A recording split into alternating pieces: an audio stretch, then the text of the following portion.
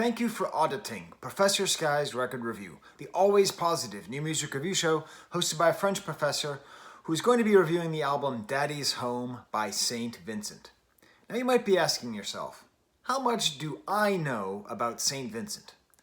To quote the great Johnny Knoxville, not much. I know basically nothing about St. Vincent. As I describe quite often on this show, between the years of 2002 and 2018, I paid virtually no attention to new music. So I remember being at the Record Archive in Rochester, New York, and seeing a big poster of the St. Vincent album cover of like some woman bending over and some big pink cover. I didn't really know what it was, and maybe I had listened to it or I ever heard a song by them. And what I knew about St. Vincent was this. It's a band with like 4 or 5 members and a female vocalist. Turns out that is completely wrong. St. Vincent is just one person, Annie Clark, a talented guitarist, apparently a talented songwriter, and according to the less than 1 minute of research I did on her, a Berklee School of Music dropout. Now, I was listening to this music over lunch about half an hour ago. My wife made Turkish eggs, very good, with lots of paprika in it. Very good. So we were eating our Turkish eggs and listening to this, and I said, oh, she's a Berklee dropout. and my wife said, oh, you can definitely hear the Berklee. And my son said, you can definitely hear the dropout. And it's a funny kind of thing because Berklee School of Music is a great place and it forms a lot of great musicians, but it can sometimes result in music that is overstudied, overworked. And so I think that Berklee School dropouts are sort of the best of both worlds, like a lot of talent, a lot of skill, a lot of knowledge, but not necessarily making it all the way through to the point where you can have a little bit more of a flexibility in your songwriting. Now this album itself, in the limited research that I did, she describes it as an attempt to make an album in New York in 1973. And this is what's interesting, right? I mean, just musically, that is very clear. I think the easiest way to understand this are the 70s drum sounds. So it's very muted drums, lots of Hammond synthesizers, the usage of backup singers. I mean like Rolling Stones style backup singers, like 2 or 3 women singing in the chorus in the back. I mean, it's so out of fashion. That hasn't been in fashion for like decades, but it's used very well here. Very few, if any, synthesizers. The whole thing, you get the sense, could be made without a computer, although very clearly it's not. According to what she said, and basically all my research that was done is on Lyric Genius. There's a couple quotes from her about this album, and those are very, very useful. It's all based on this concept of the 70s, and I think that we are starting to see potentially a shift in the retro zeitgeist. So as opposed to everybody going back to the 80s, as they have been for the past couple decades, maybe we're going back a little bit further to a sort of darker, more gritty soundscape of the 70s. I think a Wurlitzer synthesizer, a Wurlitzer organ replacing a sort of boppy Casio synthesizer is a good sort of shorthand instrumental depiction of that change. She says the whole album was largely inspired by Candy Darling. At the end of the video, I will show you Smith's promo poster that features Candy Darling. Candy Darling is a very interesting figure in music, well, not really music history, but in cultural history, a sort of transgender trailblazer, the first person who the word superstar was ever applied to, a part of Andy Warhol's clique. She wore a bright blonde wig and dressed in this sort of bohemian, glamorous way. And when you see this picture of St. Vincent, I guess her real name is Annie Clark, when you see her here, it's very clear that she is trying to look like Candy Darling. But this is the thing. When I really thought about this album, and I listened to it, and when you're thinking about Warhol, and you're thinking about New York, you're obviously thinking about Velvet Underground, but it's very important to note, I don't think this is trying to be like Velvet Underground. I think if it's trying to be like anything, it's trying to be a new version of Transformer, the Lou Reed album, which I think is the definitive, 72, not 73, but still close enough. Like, if you could remake Transformer in 2020 with a great female vocalist and a top-notch pop producer, that's what you would have in this album, Daddy's Home by St. Vincent. So, I take music pretty seriously, and when I say that, I hope you understand that as an extremely high compliment. Somebody capable of making a spiritual follow-up to Lou Reed's Transformer. We're talking the album that has Vicious, Perfect Day, Walk on the Wild Side, Satellite of Love, I'm So Free, hell, New York Telephone Conversation, just an absolute masterpiece of an album. And I think that Daddy's Home is as good of a sequel to that as Lou Reed's Berlin.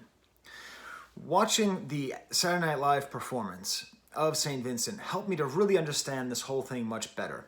As a matter of fact, I'm going to include a link to that later on in the video.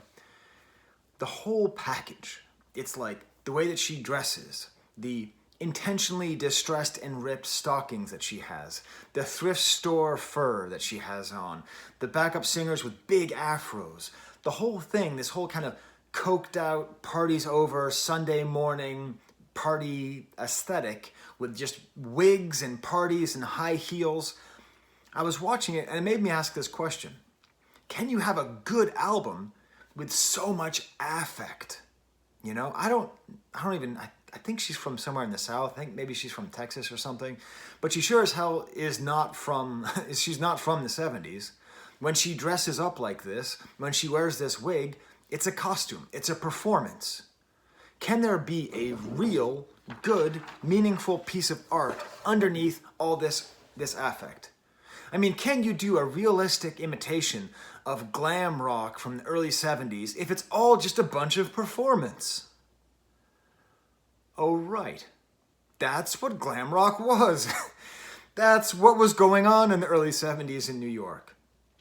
You can't actually make an authentic imitation of New York dirty glam rock of the early 70s and have it be purely authentic. There's always an element of theatricality, always an element of putting on a performance, of putting on a character, of putting on a uniform. Now, back then, that was often mixed up with gender bending, that was often mixed up with different ways of dressing and different ways of presenting yourself and drugs and all that.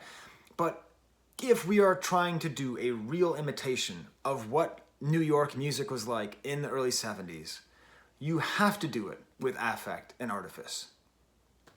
Thank you, Andy Warhol. Thank you, Candy Darling, for that matter. That kind of confusion of like, what's real and what's just pretend, and like, what are they really saying? And is all they're saying that they're not saying anything, and that's saying something about the inability to say something, and all this postmodern gobbledygook that gets all mixed up? It's all here. She's playing this character, but so was Candy Darling. And I don't mean, please be very sure that I don't mean that Candy Darling was pretending to be a woman. I mean, Candy Darling was pretending to be Candy Darling. Of course she was a woman, but Candy Darling was a character. Lou Reed was a character. Andy Warhol was a character.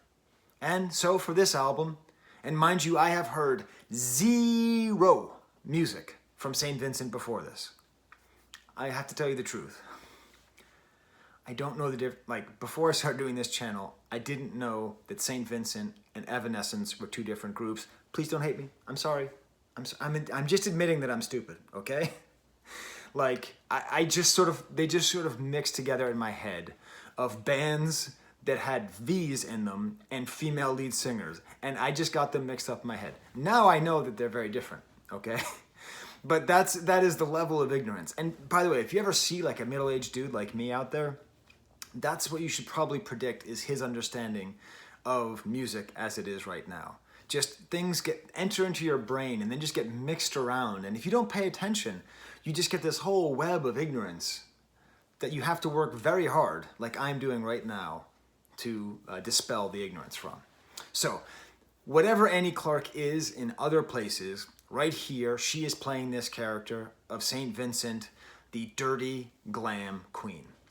Now, I've talked about the concept of dirty glam, and I actually think that glam music, in order to be properly glam, has to be dirty. In order to really pay homage to Bowie and Lou Reed and the time of the early 70s, it has to have that feeling like you woke up with some kind of weird, hangover, like fuzz on your teeth. Like you have to have the mascara and the high heels, but you also have to feel a little bit dirty, a little bit used, a little bit worn out. This album hits that tone absolutely perfectly. Of recent music, I actually think this would go quite well with Yves Tumor's album from last year, just in that kind of dirty glam mode. And I think musically, it also reminds me a fair amount of Midnight Vultures by Beck. Viewers of the show will know that I hate Beck, but I think Midnight Vultures is one of the best albums of the decade. So what are you going to do? I love and hate Beck. So I think this kind of fits well into that kind of successful throwback and creating an atmosphere of dirty glam. Any glam that is clean is not accurate. So let me give you an example of St. Vincent's music and St. Vincent's aesthetic that she is putting on, at least for now. I'm going to put a link to her Saturday Night Live performance of the song Melting of the Sun. Musically, it's just a beautiful song. Almost sounds kind of West Coast, actually, kind of soft rock, West Coasty, like a lot of this album does. The organ opens up and then a clavichord comes in, that great muted drums and kind of underwater bass. And then her singing is just so odd. My wife, the Dr. and Mrs. Payne, she was like listening to this and she was saying it's funny because the music is very 70s, but the vocal production is very modern. And I think that's true.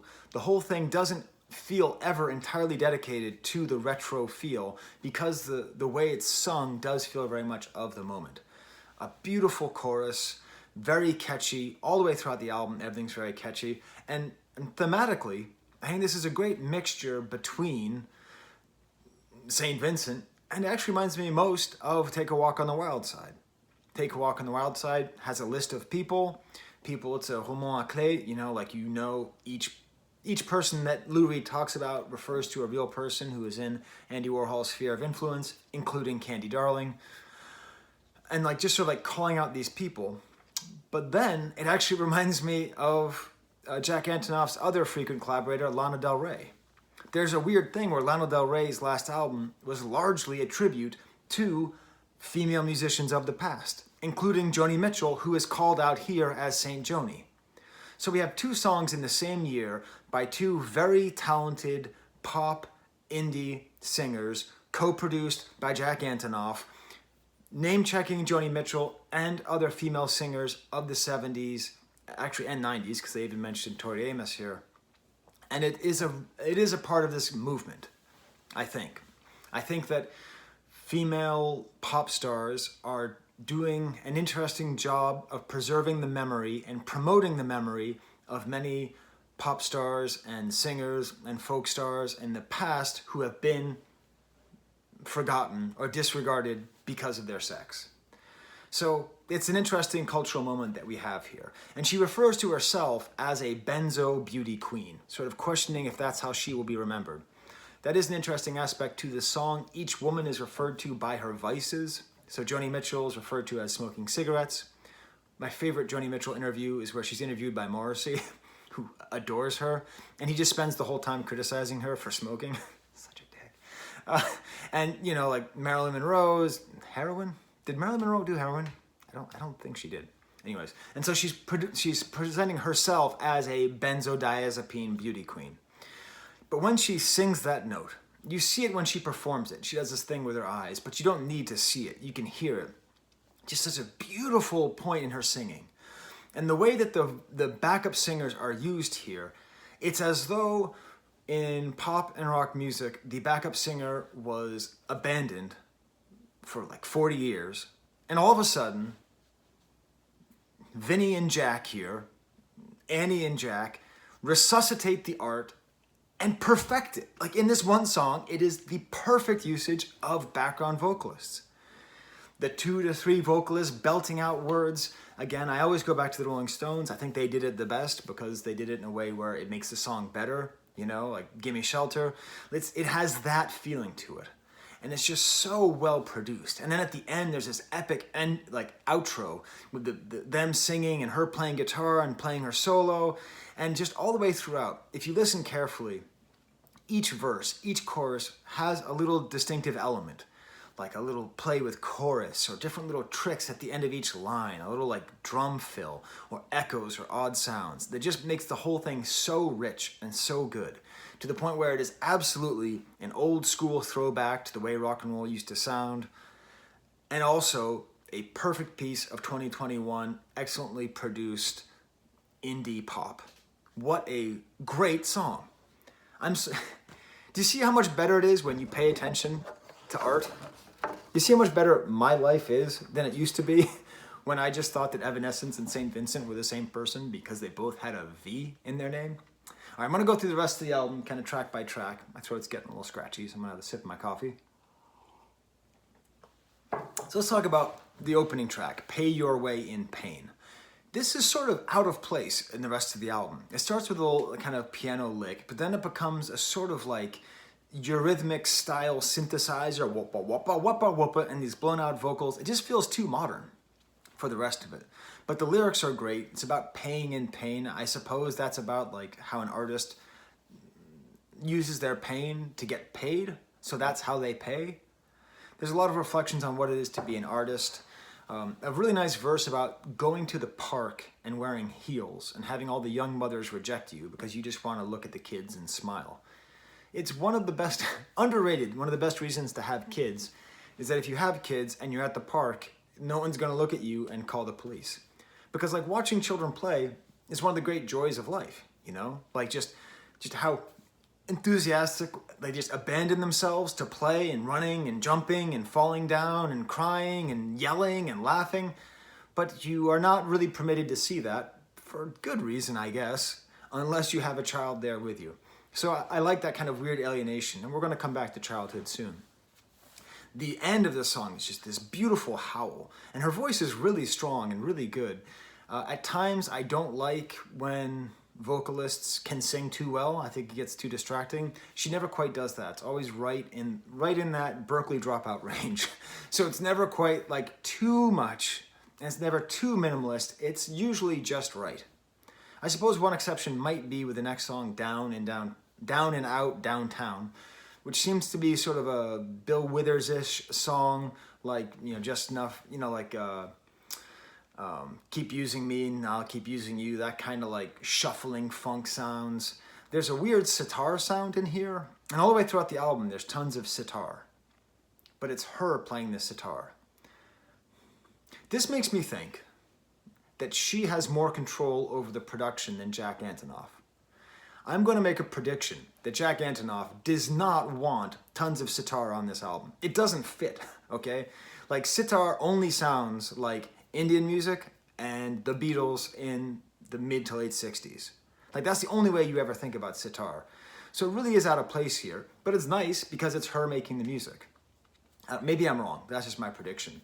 But the worst part of the entire album is the chorus. I hate the chorus on this song. It reminds me of just sort of like bad, middle of the road, like 90s, like 10,000 Maniacs choruses. I just don't like it. I like the end of the song, and to these warm Wurlitzers and bongos, and she says it's her favorite song on the album. But I think that's mainly the theme of being the person in last night's heels in the morning on the train. I don't know. It's my least favorite song on the album, but maybe that's just because I don't know St. Vincent. The next track is called Daddy's Home, an amazing concept of a song about signing autographs in the waiting room while waiting to see your father in prison, which is just great. She gets really like soulful in the third verse, and she gets all these really interesting like lyrics. We are all good Puritans that pray about reform. You swore you had paid your dues, then put a payday in your uniform. We're all born innocent, but some good saints got screwed. What the hell where can you run when the outlaw's inside you? In her comments about the song, she just said, this experience is worth putting in a song. And it's a very powerful moment when we think about how many people are incarcerated in the United States of America and how many people go to visit them. How many songs do we have about that moment? How often is that moment presented in popular culture? Not very often. Or if it is, it's in some kind of way of like, are they going to put a saw in the cake? Not the sort of emotional weight and the feeling of abandonment, right? Because there's like a double guilt.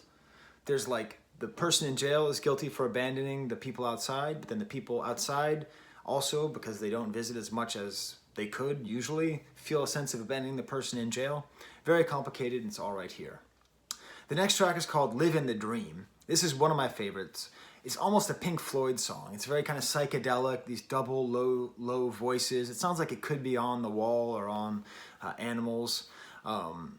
And just kind of like goes really epic. And all the way throughout this whole album, like there's just these moments where things build up, and it's using these singers and using all these instruments so well. And this great line, I can't live in the dream lives in me. A cool kind of sleepy guitar solo, more sitar, and it becomes like really overproduced at the end. But what's nice is there's this cool muted bass that takes everything out. The whole song ends with that. And what's funny is the next track is Melting of the Sun, which I've already talked about. One of the first lines is, I'll see you on the dark side of the moon, or something like that. So I think this is intentional, sort of calling back, sort of like, if you heard Pink Floyd in the last song, that makes sense. Here it is on this song. Then an interlude. There's 3 interludes. I'm not going to talk about them. I'm sure they're great. They're like lyrics sort of about like life and moving on, but they're hard to hear. I'm happy that they exist because interludes indicate a lot of intentionality in an album, and this album is an album. It's a theme album. It is a chunk of music in one mode that is given to you. It's not a collection of singles. It's not just, oh, I released this and I released that, and let's put it together with some filler. But anyway, I'll keep on moving. The Laughing Man is kind of a funny, weird song. Apparently it's about someone who she cares about who died. If life's a joke, then I'm dying laughing. But it's very kind of like smoky and dark. She references Cassavetes, who I think is the perfect example of the kind of director who would make those kinds of early 70s New York movies that would fit in the Transformer soundscape. Beautiful guitar after the first chorus. And then the drums come in. Like, quite often there's a pattern to this music where it starts off with just the vocals and the keyboard, and then after the first chorus, the drums come in, and then the backup vocalists come in. It's just this nice dynamics. They're just great. Next track is called Down. A little bit more the more modern sounding, kind of bloopy keyboards, very modern, similar to the first track. But then it's cool because it seems to be about a domestic abuse. And one of my favorite lines is, tell me who hurt you. No, actually don't. I talk a lot about abuse on this channel because it's something which I think matters. And it's one of the things that music can talk about that other art forms can't. If you watch a movie or TV show or read a book about abuse, it's too heavy. You kind of turn away. Like, you don't want to watch a movie about a woman getting abused for 2 hours. I mean, maybe you do, but god damn it, it's heavy. So a lot of what is able to happen is that people are able to talk about the abuse they've suffered as a child or they're currently suffering in a 2 or 3 minute song that's a nice song with beautiful singing, take you down, like just her singing, just the way she sings the word down. The greatest singing of the word down in all of music history, it's all right here. But this line, tell me who hurt you, no, actually don't. If someone abuses you, you always want to figure out why. Who hurt you so that you hurt me? How can I take sympathy for you and thereby put myself in danger? St. Vincent, our hero for this album, is saying, no, actually don't. I don't care. I don't care. Oh, someone hurt you? Great, don't hurt me. Go to therapy, figure it out. Who's responsible for your actions? You are. Tell me who hurt you. God damn it, I love it. It's a great line. It's probably the best line on the whole album. Because remember that question I asked you at the beginning? How can this be a real album saying real things if it's all just affect? Right? I asked you that question, and this is how. Because this album, which is, with this like ridiculous foxy brown font up here, this sort of like, oh, so cool, so 70s. By the way, we just talked about being abandoned by your father who went to jail, and now we're talking about the nature of abuse. And we're talking about the alienation that you feel as a young adult who doesn't have kids. All these great things, all packed in here. It turns out, St. Vincent is great, and I've been missing something. Also, I wanted to apologize. I didn't record a video over the weekend because I was at my nephew's graduation. And I tried listening to this in the car, but we don't have air conditioning, so we had to have the windows down, and you just couldn't pick up the subtlety at all. And then we came home, and my wife said, don't review it. Like, can you wait to review this so we can listen to it more? And most of my family feels that way. So it's a very popular album in the house, which is usually a good sign. The next track is called Someone Like Me, and they owe Radiohead royalties. This song is so much like Weird Fishes. It's just hilarious. It's like they took the arpeggiated guitar notes of Weird Fishes, took it from an electric guitar to an acoustic guitar, and then instead of going dee-dee-doo, made it like doo-doo-doo. And like they just moved it around, but the drum line with the ghost notes, I'm half joking. It's really a beautiful song. Great pedal steel work towards the end here. Basically every song is like the quiet intro and then the chorus and the louder verse and then the next chorus and then the end part is something very sweeping with lots of added instrumentation, added singing. This just has like a doubled pedal steel song, which is just beautiful usage of a pedal steel guitar. My Baby Wants a Baby, intro with sitar, kind of a simple poppy rising melody. The voice matches that rise. And this is a really good song. Again, it is a deceivingly deep analysis of the fear of becoming a parent. In particular, the fear of becoming a mother, okay? The first one is the existential crisis. Would my baby say, I've got your eyes and your mistakes? So the sense that, much like the French writer Émile Zola would affirm, when you have kids, you just pass on all of your vices and all of your weaknesses, right? Like that's just what happens. So like you're guilty, you know? Like if I have problems with anxiety, which I do, and then I have children and they have problems with anxiety, that's me, you know? My daughter has my eyes and she has my anxiety, you know? And that's that sort of one area of like this kind of existential crisis and this problem of having kids. It continues on, I couldn't leave like my daddy. So she's also expressing this fear of not repeating the same mistakes.